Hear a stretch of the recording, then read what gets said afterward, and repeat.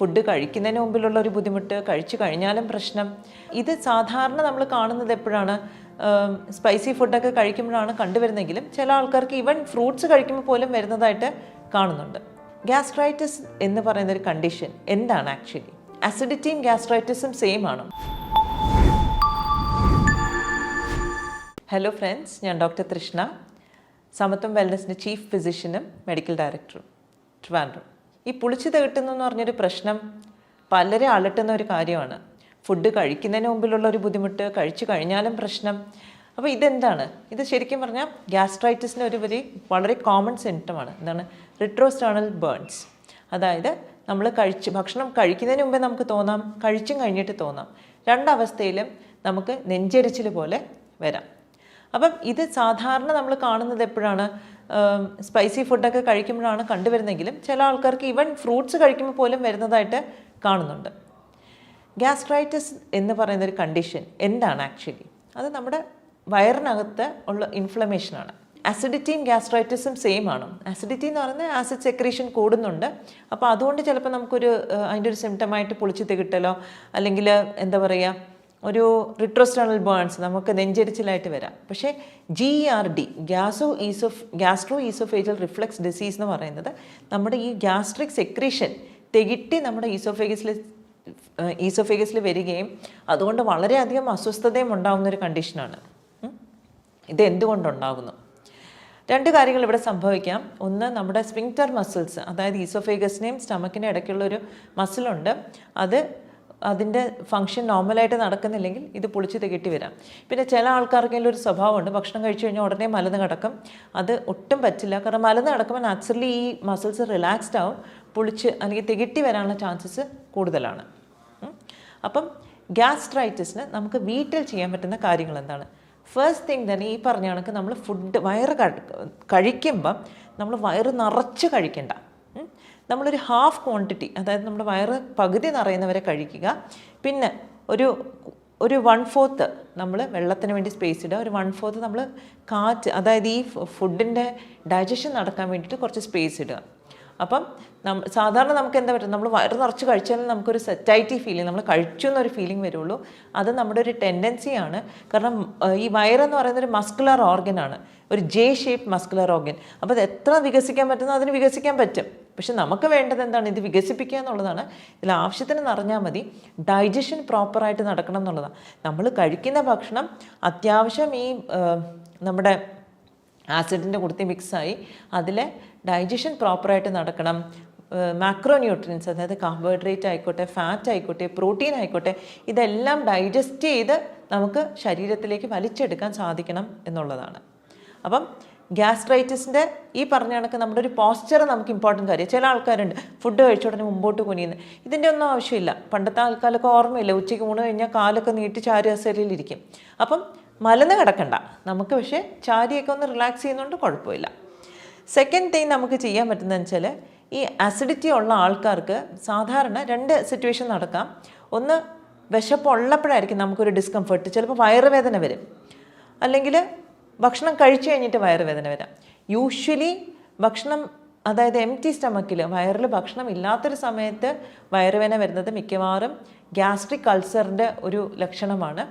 അപ്പം കുറേ കാലമായിട്ട് ആസിഡിറ്റി നിന്നിട്ട് ഗ്യാസ്ട്രൈറ്റിസ് ഉണ്ടായിട്ട് അവിടെ അൾസർ, ഒരു മുറിവുണ്ടാകുന്നതാണ് വയറിനകത്ത്, പ്രത്യേകിച്ചും താഴ്ഭാഗത്ത് മുറിവുണ്ടാകുന്നതാണ് ഗ്യാസ്ട്രിക് അൾസർ. ഇനി ഭക്ഷണം കഴിച്ചു കഴിഞ്ഞിട്ടാണ് നമുക്ക് വേദന വരുന്നതെങ്കിൽ മോസ്റ്റ് ലൈക്ലി അത് ഡിയോഡിനൽ അൾസറാണ്, നമ്മുടെ ചെറുകുടലിൽ വരുന്ന അൾസറാണ്. ഇത് രണ്ടും ആസിഡ് സെക്രീഷൻ്റെ ഒരു ഇഫക്റ്റ് കൊണ്ട് തന്നെയാണ്. അപ്പം ആസിഡ് സെക്രീഷൻ എങ്ങനെയാണ് കൂടുന്നത്? പലപ്പോഴും നമ്മൾ ശ്രദ്ധിച്ചിട്ടുണ്ട്, നേരത്തെയൊക്കെ നമ്മൾ പറയുന്ന ഹറി, വറി ആൻഡ് കറി, ഈ 3 കാര്യങ്ങൾ നമ്മുടെ ആസിഡിറ്റി ഉണ്ടാക്കുന്നു. അത് തികച്ചും ശരിയാണ്. പെട്ടെന്ന് ധൃതി പിടിച്ചുള്ള ഒരു ഭക്ഷണം കഴിപ്പ്, അല്ലെങ്കിൽ ധൃതി പിടിച്ചുള്ള ഒരു ആറ്റിറ്റ്യൂഡ്, പിന്നെ അനാവശ്യമായിട്ടുള്ള ടെൻഷൻ അടിക്കുന്ന ഒരാൾ, എപ്പോഴും വറീഡാണ്, അത് കുഴപ്പമാവോ, ഇത് കുഴപ്പം, വെരി ആങ്ഷ്യസ് പേഴ്സൺ, പിന്നെ വളരെ സ്പൈസി ഫുഡ്, ഇതെല്ലാം ഗ്യാസ്ട്രിക് സെക്രീഷൻ കൂട്ടാൻ സാധ്യതയുള്ളതാണ്. ഇത് കൂടാണ്ട് വളരെ ഇമ്പോർട്ടൻ്റ് ആയിട്ട് ഒരു കാര്യമുണ്ട്, ഇൻഫെക്ഷൻ. എന്തെങ്കിലും ഇൻഫെക്ഷൻസ് ഉണ്ടെങ്കിലും അതും ചിലപ്പോൾ ഗ്യാസ്ട്രിക് ആസിഡിൻ്റെ സെക്രീഷൻ കൂട്ടിയേക്കാം. അതിൽ കോമൺ ആയിട്ടുള്ളൊരു ഇൻഫെക്ഷനാണ് ഹെലിക്കോബാക്ടർ പൈലോറിയുടെ ഇൻഫെക്ഷൻ. അപ്പം ഒരു ബാക്ടീരിയൽ ഇൻഫെക്ഷനോ ഒരു വൈറൽ ഇൻഫെക്ഷനോ അല്ലെങ്കിൽ ഈ പറഞ്ഞ കണക്കുള്ള കുറച്ച് കാര്യങ്ങളോ ഉണ്ടെങ്കിൽ നമുക്ക് ആസിഡ് സെക്രീഷൻ ആവശ്യത്തിലും അധികം ഉണ്ടാകാം. അത് നമുക്ക് ഇവൻച്വലി നമ്മുടെ വയറിനകത്ത് ഒരു മ്യൂക്കോസൽ ലെയർ ഉണ്ട്, ഒരു എന്താ നമുക്ക് വയറിൻ്റെ കോശങ്ങളെ ഡിസ്ട്രോയ് ചെയ്യാത്ത രീതിയിലൊരു നല്ല ലൈനിങ് ഉണ്ട്. അതിൻ്റെ സെക്രീഷൻ കുറയുകയും അത് തകരാറിലാവുകയും ഈ ആസിഡ് കൂടുതലും സെൽസിനിടയിലേക്ക് പോയി അവിടെ ഒരു മുറിവ് അൾസറൊക്കെ ഫോം ചെയ്യാൻ സാധ്യതയുണ്ട്. അപ്പം ഇതിൽ നമ്മൾ ഏറ്റവും കൂടുതൽ ശ്രദ്ധിക്കേണ്ട കാര്യം എന്ന് വെച്ചാൽ ലോങ് ടേം ഗ്യാസ്ട്രൈറ്റിസ് ഉള്ളവർക്ക് അൾസർ വരാനും അത് പിന്നീട് ഒരു ക്യാൻസർ സ്റ്റമക്ക് കാർസിനോമയിലേക്ക് പോകാനുള്ള ചാൻസസ് ഉണ്ട്.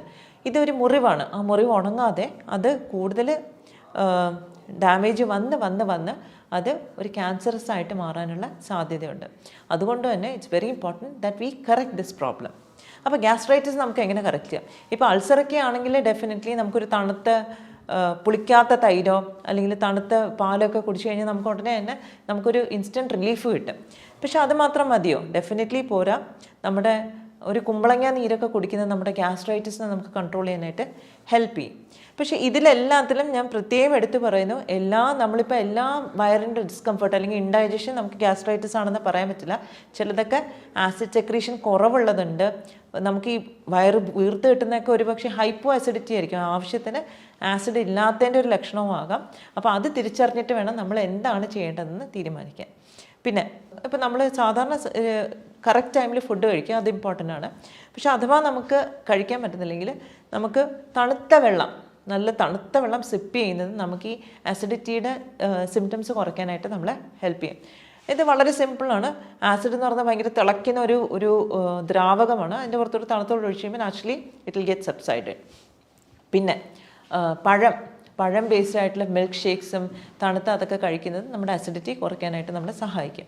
റോബസ്റ്റ പഴമൊക്കെ അതിന് വളരെ നല്ലതാണ്. പക്ഷേ if there is an underlying bacterial infection എന്തെങ്കിലും ഉണ്ടെങ്കിൽ ഡെഫിനറ്റ്ലി ആ ഇൻഫെക്ഷനെ നമ്മൾ ആദ്യം ട്രീറ്റ് ചെയ്യണം.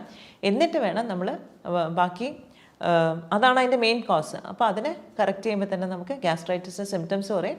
ബാക്കി പിന്നെ നമുക്ക് ആസിഡ് സെക്രീഷൻ ബാലൻസ് ചെയ്യാനും മ്യൂക്കോസൽ ലൈനിങ് നമുക്ക് പ്രോപ്പറാക്കാനും നമുക്ക് ബാക്കി കാര്യങ്ങൾ ചെയ്യാനായിട്ട് പറ്റും. പിന്നെ ഇതിൽ വെജിറ്റേറിയൻസിന് വളരെ കോമൺ ആയിട്ട് കാണുന്നതാണ് ഗ്യാസ്ട്രിക് ഡിസ്കംഫർട്ട് അല്ലെങ്കിൽ ഇൻഡൈജഷൻ. ഗ്യാസ്ട്രൈറ്റിസ് ഉള്ളവർക്ക് വളരെ കോമൺ ആയിട്ട് കാണുന്നതാണ് വൈറ്റമിൻ B12 ഡെഫിഷ്യൻസി. അത് കാരണം നമ്മുടെ വയറിനകത്തുള്ള കോശങ്ങളിൽ നിന്നാണ് ഇൻട്രിൻസിക് ഫാക്ടർ എന്ന് പറഞ്ഞിട്ട് ഒരു കെമിക്കൽ റിലീസ് ആവാം. അതാണ് വൈറ്റമിൻ B12 അബ്സോർബ് ചെയ്യാനായിട്ട് ഹെൽപ്പ് ചെയ്യുന്നത്. പലപ്പോഴും വെജിറ്റേറിയൻസിൽ ഇത് ഡെഫിഷ്യൻ്റ് ആണ്. ഗ്യാസ്ട്രൈറ്റിസ് ഉള്ളവർക്കും ഡെഫിഷ്യൻ്റ് ആയിട്ട് കാണാറുണ്ട്. അപ്പം വൈറ്റമിൻ B12 ഡെഫിഷ്യൻസി വരുന്നു. അതും തന്മൂലം പലപ്പോഴും ന്യൂറോളജിക്കൽ സിംറ്റംസ് ആയിരിക്കും. ചിലപ്പം കൈ പെരുപ്പ്, കാല് പെരുപ്പ്, ഇങ്ങനത്തെ കണ്ടീഷൻസും വരാറുണ്ട്. അപ്പം ഡെഫിനറ്റായിട്ട് നമ്മൾ വൈറ്റമിൻ B12 കൂടെ ഒന്ന് ചെക്ക് ചെയ്യണം. കാരണം ഡെഫിഷ്യൻ്റ് ആണെങ്കിൽ നമ്മളത് റിപ്ലനിഷ് ചെയ്യണം, അല്ലെങ്കിൽ ലോങ് ടേം ന്യൂറോളജിക്കൽ ഡാമേജിലേക്ക് പോകാൻ സാധ്യതയുണ്ട്. അപ്പോൾ ഗ്യാസ്ട്രൈറ്റിസിന് ഈ പറഞ്ഞ കണക്ക് നമ്മൾ ഡയറ്റിൽ തന്നെ വളരെ സിമ്പിളായിട്ട് നമുക്ക് മാനേജ് ചെയ്യാം. അങ്ങനൊരു ടെൻഡൻസി നമുക്കുണ്ടെങ്കിൽ തന്നെ നമ്മുടെ ഡയറ്റിൽ ഇൻകോപ്പറേറ്റ് ചെയ്യുന്നത് ഒത്തിരി ചൂടുള്ള ഫുഡല്ല, വളരെ മൈൽഡായിട്ട് ഫുഡാണ്. തണുത്ത തൈര്, പുളിക്കാത്ത തൈര്, തണുത്ത പാല്, റോബസ്റ്റ പഴം, ഇതെല്ലാം നമ്മളെ അക്യൂട്ട് ഫേസ് ഓഫ് ഗ്യാസ്ട്രൈറ്റിസിൽ നമ്മളെ ഹെൽപ്പ് ചെയ്യും. പിന്നെ അത്യാവശ്യം നമ്മൾ പീരിയോഡിക്കലി തന്നെ വെള്ളം കുടിക്കുക. ഒരു ആസിഡിറ്റിയുടെ സിംറ്റം ഉള്ള സമയത്താണെങ്കിൽ തണുത്ത വെള്ളം തന്നെ കുടിക്കുക, അത് തന്നെ ആയിരിക്കും നമുക്ക് ബെനിഫിഷ്യൽ.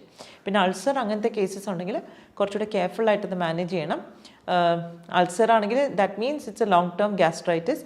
അപ്പോൾ ഗ്യാസ്ട്രൈറ്റിസ് ഉണ്ടാവുന്ന റീസൺസ് നമ്മൾ അഡ്രസ്സ് ചെയ്യണം. സ്ട്രെസ്സ് വളരെ മേജറായിട്ടുള്ളൊരു ഫാക്ടർ തന്നെയാണ്. അപ്പം സ്ട്രെസ്സിനെ അഡ്രസ്സ് ചെയ്യണം, ഇൻഫെക്ഷൻസിനെ അഡ്രസ്സ് ചെയ്യണം. അപ്പം ഗ്യാസ്ട്രൈറ്റിസ് ഉള്ളവരെല്ലാം ഒരു instead of having an antacid, കാരണം ആൻറ്റാസിഡ് എന്ത് പറ്റും, നമ്മൾ ലോങ് ടേം യൂസ് ചെയ്ത് കഴിയുമ്പോൾ നമുക്ക് ഗ്യാസ്ട്രിക് സെക്രീഷൻ നമുക്ക് ആവശ്യമുണ്ട് ഡൈജഷന്. കുറേ നാൾ ആൻറ്റാസിഡ് യൂസ് ചെയ്ത് കഴിയുമ്പോൾ ഗ്യാസ്ട്രിക് സെക്രീഷനല്ല, നമ്മുടെ ഡൈജഷനെ അത് ബാധിക്കുന്നു. നമ്മൾ ന്യൂട്രീഷണൽ ഡെഫിഷ്യൻസിയിലേക്ക് പോകും. നമുക്കത് വേണ്ട. നാച്ചുറലായിട്ട് കുറച്ച് ആൻറ്റാസിഡ്സ് ഒക്കെ നമുക്ക് വേണമെങ്കിൽ യൂസ് ചെയ്യാം, ലൈക്ക് കുമ്പളങ്ങയോ എന്തെങ്കിലും. പക്ഷേ അതൊക്കെ ഒരു ഷോർട്ട് ടേം പീരീഡിന്. ലോങ് ടേം ആയിട്ട് എന്തുകൊണ്ടാണ് നമ്മൾ ഈ ഗ്യാസ്ട്രൈറ്റിസ് ഉണ്ടാകുന്നത് നമ്മളത് ക്ലിയർ ചെയ്ത് പോകുന്നതായിരിക്കും എപ്പോഴും നല്ലത്. So I hope this was informative for you. എന്തെങ്കിലും സംശയം ഉണ്ടെങ്കിൽ please do respond. We will get in touch with you. Thank you.